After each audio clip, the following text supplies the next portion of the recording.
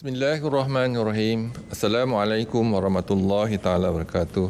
Salam sejahtera dan selamat petang kepada seluruh rakyat Malaysia. Berdiri bersama dengan saya adalah Datuk Dr. Rohaizat dan Datuk Dr. Chong Chee Kiong.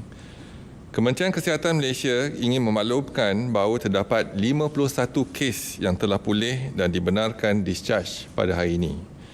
Ini menjadikan jumlah kumulatif kes yang telah pulih sepenuhnya daripada jangkitan COVID-19 dan telah discharge pada ward adalah sebanyak 6,610 kes, iaitu bersamaan dengan 80% daripada jumlah keseluruhan kes.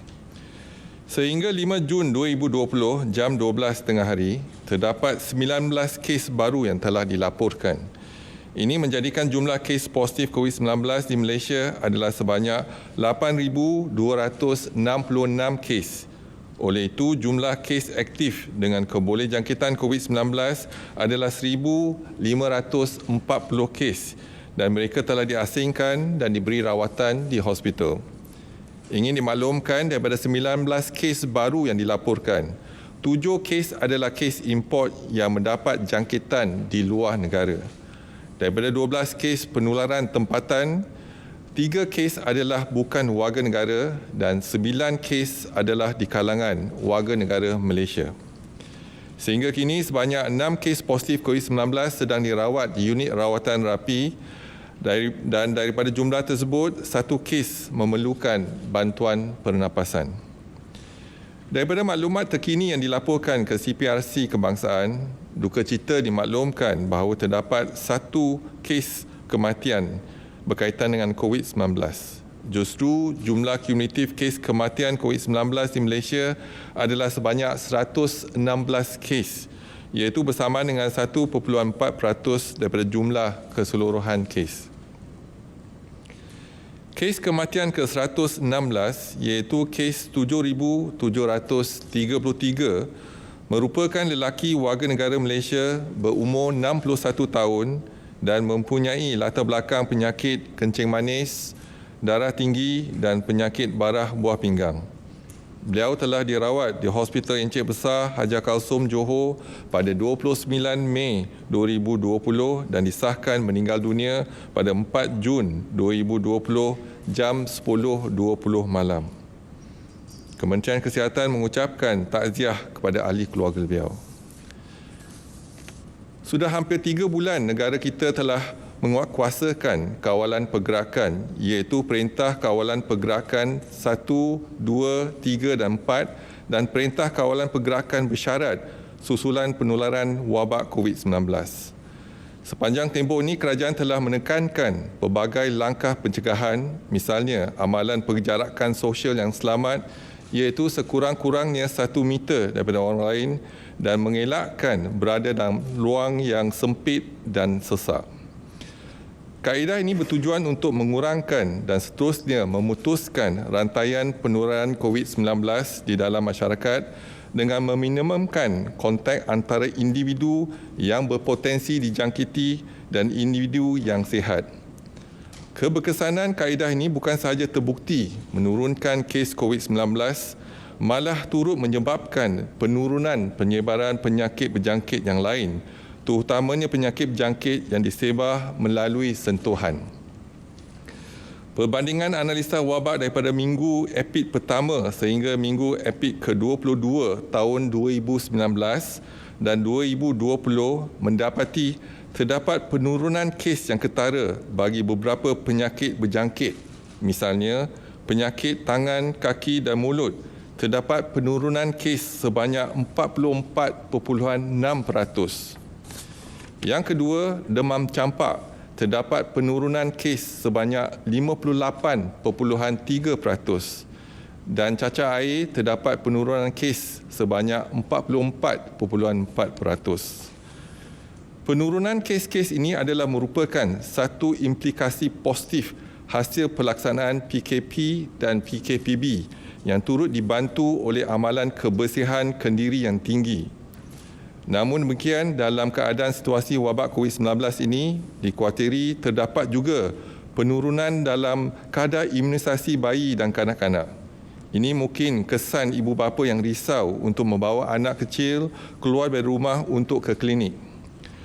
Sehubungan dengan itu, Kementerian Kesihatan ingin mengingatkan tentang kepentingan imunisasi kanak-kanak bagi mencegah terjadinya kejadian wabak penyakit cegah vaksin, iaitu Vaccine Preventable Diseases. Perkhidmatan imunisasi kepada bayi dan kanak-kanak adalah masih diteruskan seperti biasa di klinik kesihatan. Oleh itu, ibu bapa dan penjaga dinasihatkan untuk mematuhi jadual imunisasi dan tarikh temujanji yang telah ditetapkan. Sekiranya terdapat sebarang pertanyaan, sila hubungi klinik kesihatan yang berdekatan. Kementerian Kesihatan juga ingin menyarankan orang ramai agar terus mengamalkan penjarakan sosial dan amalan kebersihan kendiri yang tinggi untuk memastikan kes-kes berjangkit terus berkurangan. Dengan pembukaan semula pelbagai sektor ekonomi dan sektor sosial secara terkawal, amalan ini sewajarnya dipraktikkan dengan lebih kerap dan diterapkan kepada semua kumpulan umur. Majlis Keselamatan Negara, Kementerian Kesihatan Malaysia dan pelbagai agensi berkaitan telah membangunkan pelbagai prosedur operasi standard iaitu SOP bagi tujuan ini.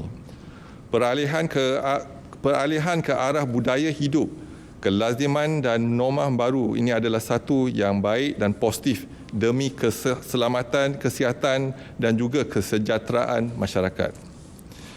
Pihak Kementerian Kesihatan menyuruh kerjasama daripada setiap individu agar kita dapat sama-sama membendung wabak COVID-19 dan memastikan rantaian jangkitan COVID-19 diputuskan di negara kita. Amalan-amalan yang disarankan adalah elakkan 3S atau 3C, iaitu elakkan kawasan yang sesak, crowded place, elakkan kawasan yang sempit, confined space, dan elak sembang atau bertutur dengan jarak yang dekat, close conversation. Amalkan 3W, iaitu wash, kerap mencuci tangan dengan air dan sabun. Wear, sangat digalakkan memakai alat penutup hidung dan mulut di tempat awam atau jika bergejala. Dan warn, iaitu amaran kementerian yang lebih berkonsep kepada peringatan seperti elak bersalaman dan bersentuhan. Amalkan etika batuk dan bersin yang betul. Dapatkan rawatan segera jika bergejala. Duduk di rumah dan elakkan amalan kunjung-mengunjung. Lakukan aktiviti disinfeksi dan pembersihan di kawasan yang kerap disentuh. Selain prosedur operasi standard, sentiasa patuhi SOP. S ialah syarat-syarat seperti yang ditetapkan di bawah PKPB. O ialah orang yang berisiko tinggi seperti kanak-kanak, bayi dan warga emas dan orang kurang upaya perlu dilindungi. Manakala individu tidak sihat dan bergejala, dikehendaki segera menjalani pemeriksaan kesihatan. P ialah penjarakan sosial diamalkan pada setiap masa, iaitu sekurang-kurangnya 1 meter. Kementerian akan terus memantau perkembangan kejadian jangkitan di dalam negara dan juga luar negara melalui maklumat yang diperolehi daripada pihak Pertubuhan Kesihatan Sedunia. Orang ramai akan sentiasa dimaklumkan sebarang perkembangan terkini dan kementerian akan memastikan langkah pencegahan dan kawalan dilaksanakan secara berterusan. Seterusnya dimaklumkan rumusan kes kluster COVID-19 untuk perhimpunan di Masjid Seri Petaling. Bilangan sampel yang diambil dan diuji setakat ini ialah 41,606 sampel dan bilangan kes yang positif ialah 3,373 dan kes yang masih aktif ialah 174 kes dan kes yang sembuh ialah 3,166 kes kematian adalah 33. Setakat ini tiada pentambahan kes untuk perhimpunan kluster perhimpunan di Masjid Seri Petaling yang telah melibatkan 5 generasi.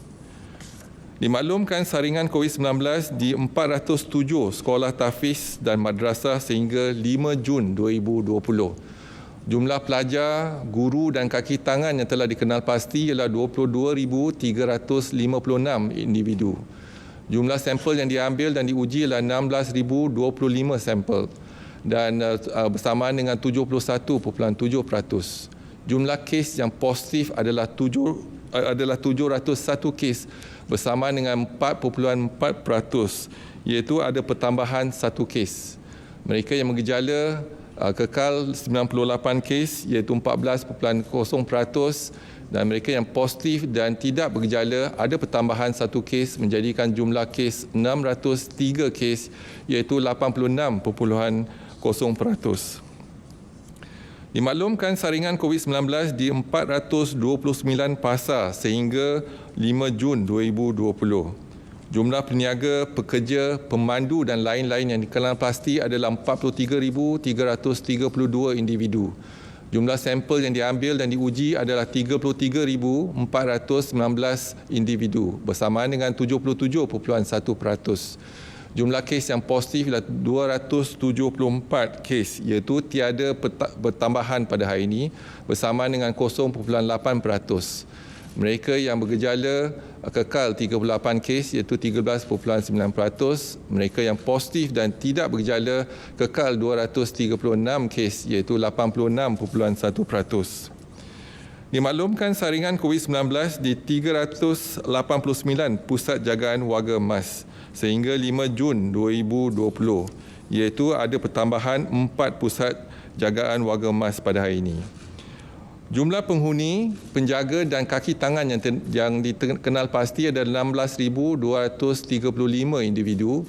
Jumlah sampel yang diambil dan diuji adalah 14,417 bersamaan dengan 88.8%. Jumlah kes yang positif 27 kes iaitu 0.2%.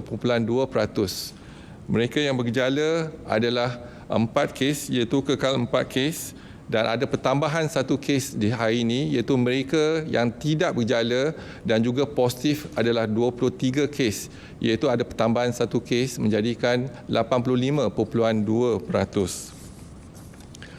Dimaklumkan juga laporan jumlah rakyat Malaysia yang pulang dari luar negara sejak 3 April sehingga 5 Jun adalah seramai 49,808 individu dan 39,370 individu telah pun tamat tempoh kuarantin wajib selama 14 hari. Jumlah kes yang dikesan positif adalah 532 individu iaitu pertambahan 7 kes pada hari ini, di mana 5 kes adalah warga Malaysia yang pulang daripada Bangladesh dan masing-masing 1 kes pulang daripada Mesir dan Qatar. Laporan jumlah kumulatif saringan dan ujian COVID-19 untuk bukan warga negara sehingga 5 Jun 2020 adalah sejumlah 43,763 individu. Dan jumlah kes positif adalah 2,384 kes.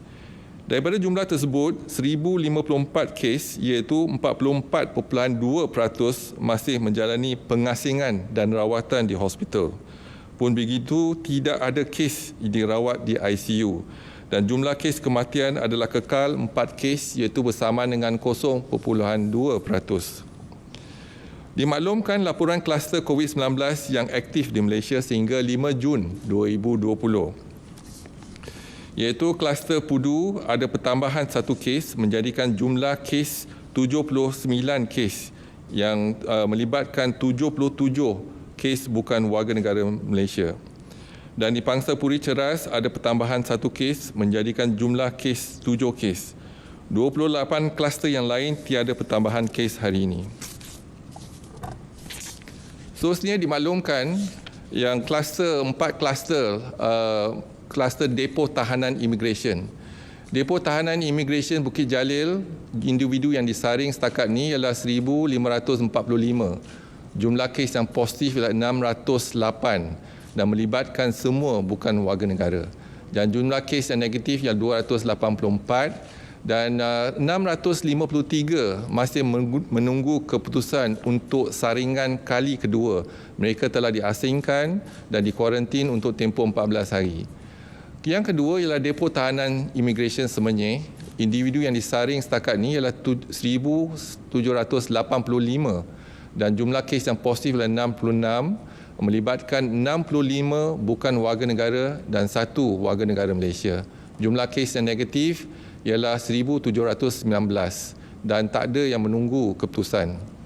Dan yang ketiga ialah depo tahanan imigresen Sepang. Jumlah individu yang disaring ialah 1,477 individu. Jumlah kes yang positif ialah 60, kesemuanya adalah bukan warga negara. Jumlah kes negatif ialah 1,417 dan tiada yang menunggu keputusan.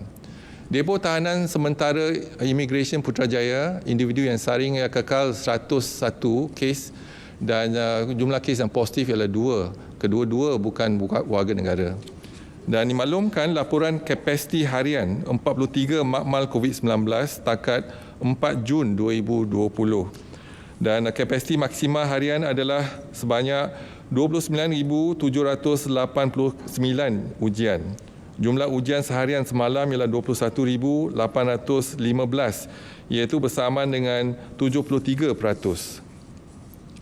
Dimaklumkan laporan sampel dan ujian untuk pesakit sebelum menjalani pembedahan iaitu pre-op testing adalah seramai 18,340 pesakit di Hospital Kementerian Kesihatan. Jumlah kes kumulatif yang dikesan positif adalah 13 bersamaan dengan 0.1%. Seterusnya dimaklumkan laporan jumlah sampel dan ujian rapid test kit antigen yang dijalankan setakat ini adalah 9,090 ujian dan 61 ujian dikesan positif iaitu bersamaan dengan 0.7%.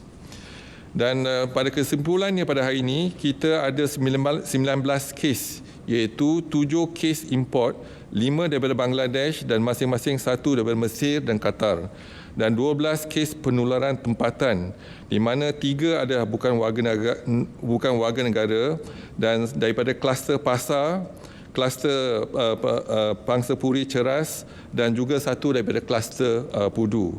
Dan kita ada 9 kes melibatkan warga negara pada hari ini iaitu 1 daripada saringan Tafiz, pelajar Tafiz, 2 daripada saringan Kuala Langat iaitu syarikat pembersihan dan 1 daripada pelajar college yang ada kontak rapat dengan kes 6,973, 1 kes kontak rapat dengan kes 7,415, 3 kes saringan daripada terminal feri di Labuan dan 1 kes saringan di Pusat Warga Emas di Melaka Tengah. Dan keseluruhannya kita ada 9 kes tempatan iaitu penularan tempatan yang melibatkan warga negara Malaysia. Dan saya buka kepada sebarang pertanyaan. Silakan. Selamat petang ya Datuk Doktor. Ya.